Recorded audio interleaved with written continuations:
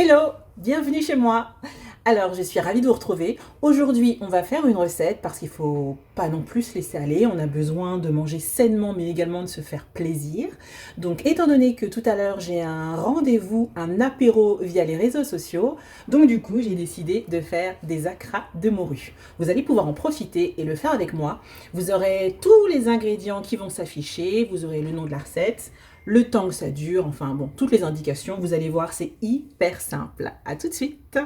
Je vous montre comme d'habitude le plan de travail avec la cive, le piment, le thym, le persil plat, l'oignon, l'ail, de l'eau froide, du piment fort, du piment végétarien, de la farine, de la morue qui est déjà cuite que l'on va émietter, de la levure, du thym, du laurier, tout ce qu'il faut ensuite pour égoutter, le bol pour faire le mélange, l'huile, et voilà, on va attaquer. Donc c'est parti pour faire de la pâte à acra maison et délicieuse, comme moi je fais dans mes prestations, et vous allez voir, il n'y a pas de secret. C'est juste prendre des bons produits. Donc la première chose, c'est que on a de la morue. Donc vous prenez de la morue émiettée, moi je préfère parce que du coup on a moins de boulot déjà, il y a moins d'arêtes et on va faire moins de gâchis surtout. Donc ça c'est très important. Donc on a de la morue en miettes que l'on met pendant 1 heure à détremper dans de l'eau froide et on change d'eau régulièrement pour enlever le sel. Attention, il ne faut pas non plus enlever tout le sel parce que des acras de morue, forcément, il faut qu'il y ait le côté un peu salin.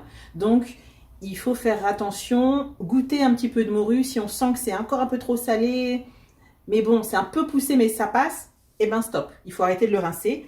Et donc, on le fait bouillir. Simplement une ébullition, on éteint le feu, et ensuite, ça donne ça. On l'égoutte, et on a donc une morue qui est cuite. Vous voyez, on le voit avec la main, et qui s'émiette très facilement. Donc là, moi, on est parti sur 150 grammes de morue cuite. Donc, je mets ma morue, ma petite cuillère. Donc, je l'émiette. On y va avec les mains. Évidemment, même si on est à la maison, on se rince les mains avant. Surtout dans ces temps un peu difficiles. En confinement, on se fait plaisir. Donc, vous avez vu, moi, j'ai tout installé. J'ai fait toutes les pesées pour être tranquille. Comme ça, en plus, même si quand on est à la maison, vous aurez peut-être la famille, les enfants. Donc, vous serez plus tranquille. Donc, j'émiette la morue. Avec les mains, on y va. Je vais vous montrer à chaque fois ce que ça donne. Donc, ça donne ça. Donc, vous avez vu, là, vous avez la morue émiettée. Donc, à partir de ce moment-là, c'est hyper facile parce que du coup, on n'a pas d'éléments à faire cuire. Sauf, pour l'instant, rappelez-vous, la morue. Donc là, moi, je rajoute toutes mes épices. Vous aurez toutes les quantités. Moi, j'ai tout préparé. Je vous montre la jolie assiette que j'ai préparée. Donc, au premier plan, là, on voit la cive, je rappelle. Le piment, le thym, le persil, l'oignon et l'ail. Hop là. Donc je mets tout. On y va. Alors, de mémoire, hein, je vous le dis comme ça au feeling, mais je crois que je ne vais pas me tromper. J'ai mis 15 grammes d'ail haché. Là, il y a environ, allez, 7 grammes, enfin, du thym. Voilà, du thym, c'est vraiment selon goût. Et ensuite, on met tout. Alors moi, je suis gauchère, c'est pas facile. Je vais essayer de le faire de la main droite. Donc, on met les oignons. Alors, les oignons, combien il y a d'oignons? Attendez, parce que du coup, je vais prendre, j'avais ma petite feuille, donc je vais vous dire ça. Donc, et ben voilà, ça sera beaucoup plus facile. Donc, on a été parti sur 150 grammes de morue cuite. Attention. Un demi-oignon, ce qui correspond, un gros, hein, à 65 grammes. J'ai mis également 10 grammes de persil plat. 40 grammes de cive fraîche. Là, il y en a environ, donc ça fait 5 branches. Ensuite, on a un piment végétarien entier et le piment fort. Alors, eh bien justement, je vous montre. Tac. Piment végétarien, c'est celui-là. Donc, c'est un piment qui ne pique pas, à côté le piment fort. Donc le végétarien, on peut l'émincer à la main comme le piment fort également. Si on n'a pas de piment fort, si on n'en trouve pas, on trouve assez facilement maintenant de la purée de piment antillais en purée, voilà. Donc on y va. Donc je mets tout. Voilà.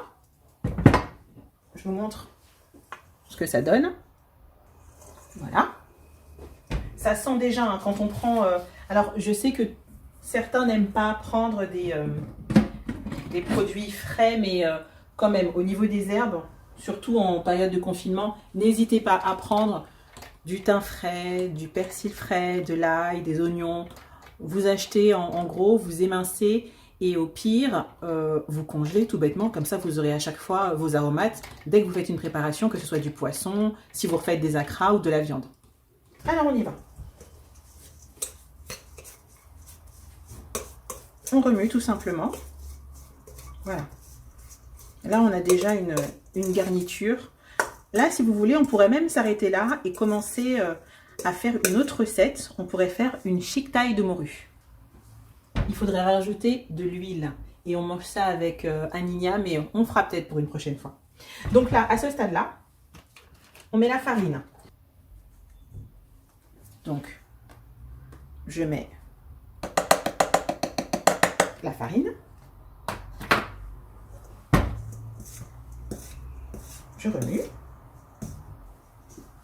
On va essayer de tout faire devant vous. Voilà.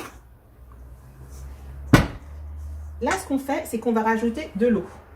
Donc moi, j'ai mis en 550 ml d'eau. 550-600 ml d'eau. Alors, l'eau, je vais la rajouter au fur et à mesure. C'est la seule chose où il faut y aller au fur et à mesure. J'ai mis 550 là dans mon récipient, mais je ne vais peut-être pas tout utiliser. Parce que la pâte, en fait, il faut la sentir. Il faut que ça soit une pâte épaisse et en même temps, enfin semi-épaisse ou semi-liquide, vous allez voir. Là, je rajoute au fur et à mesure. On ne met pas tout d'un coup, comme j'ai dit. Vous savez pourquoi? C'est parce que, en fait, la morue, tout bêtement, ça va dépendre de la qualité. De combien de temps on l'aura laissé. Donc peut-être qu'elle sera gorgée d'eau, peut-être qu'elle sera une morue, ça sera une autre qualité de morue, donc un peu plus sèche. Donc voilà, il faut faire attention. Voilà, regardez un peu la consistance de ma pâte. Vous voyez? Donc là, pour moi, on ne va pas rajouter d'eau. Parce qu'après, ça serait trop liquide. On pourrait rajouter de la farine, mais on ne va pas le faire. Là, on ne va pas en faire des trop grosses quantités. Voilà. Et la levure chimique. Il ne faut surtout pas oublier le sachet de levure. En dernier. Et on remue. On ne met pas de sel parce que la morue étant déjà salée. Mais il ne faut pas oublier de goûter parce qu'on ne sait jamais. Si vous avez trop fait dessaler la morue, eh ben, il se peut qu'il manque du sel. Et ouais. Et voilà. À ce stade-là, on a fini la pâte à acra. Vous avez tout dedans. Pour rajouter encore, surtout si on ne le fait pas tout de suite, pour que ça infuse et qu'il y ait encore plus de saveur, on rajoute du laurier ou du bois d'Inde, des feuilles de bois d'Inde si on a. On peut y aller parce que plus il y a de goût dans la pâte, meilleur c'est. Voilà, donc là j'ai mis 3 feuilles. Voilà la consistance de la pâte. Allez, je vous montre comment on les fait cuire tout de suite. Alors, que je vous montre comment on fait les acras. Ça va être un peu périlleux parce que du coup, moi je le fais toujours à deux mains. Donc on prend vraiment une demi-cuillère à soupe. Voilà. On a l'huile chaude à côté, environ à 180 degrés. On verse d'un seul coup. On laisse tomber la pâte et on ne bouge pas sa cuillère. Il faut aller assez rapidement. Je recommence à côté. On donne un petit coup, même pour que la pâte puisse tomber. Et on relève.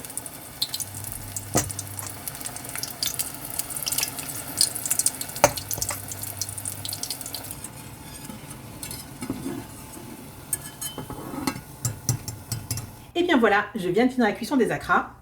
Je me suis préparé un petit bol pour l'apéro de tout à l'heure. Et voilà ce que ça donne. À bientôt pour une nouvelle recette. Bye!